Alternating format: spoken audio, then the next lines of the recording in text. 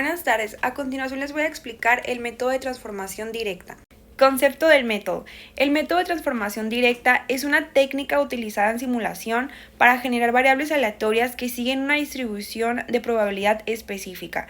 El método parte de números aleatorios que siguen una distribución uniforme en el intervalo del 0 a 1, los cuales son transformados mediante una función matemática para obtener valores que se comportan según la distribución deseada. Fundamento teórico. El fundamento del método se basa en la función de distribución acumulada o con sus siglas FDA, la cual representa la probabilidad de que una variable aleatoria tome valores menores o iguales a un cierto valor. Su expresión matemática. La expresión de la fórmula de la ecuación de esas variables es que U representa un número aleatorio con distribución uniforme entre el 0 y el 1, mientras que la f a la menos 1 es la función inversa de la distribución acumulada de la variable que se desea generar. El resultado de esta ecuación es la x, que significa que es la variable aleatoria que sigue la distribución especificada en el problema.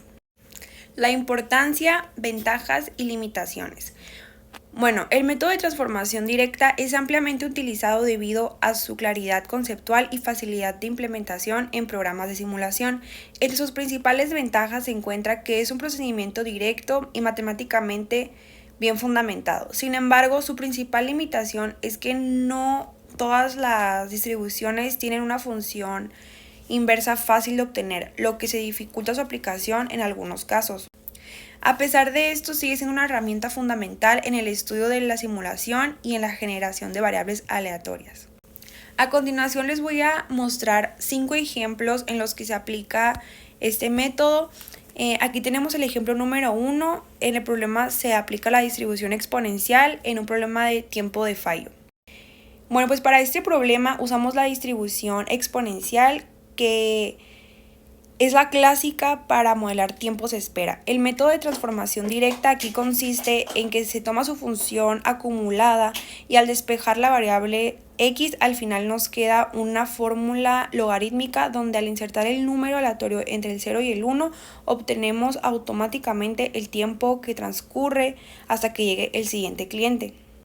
Para el ejemplo número 2 tenemos un problema de distribución uniforme continua y tenemos un problema sobre unos cortes de materiales. Bueno, en este problema nos dice que una máquina de corte produce láminas cuyos cortes de precisión varían uniformemente entre menos 0.5 y 0.5 milímetros. Entonces, en este problema es el caso más sencillo de transformación directa. Como la probabilidad constante en todo el rango, que en este caso es de menos 0.5 a 0.5, la relación entre el número aleatorio U y el valor real es lineal.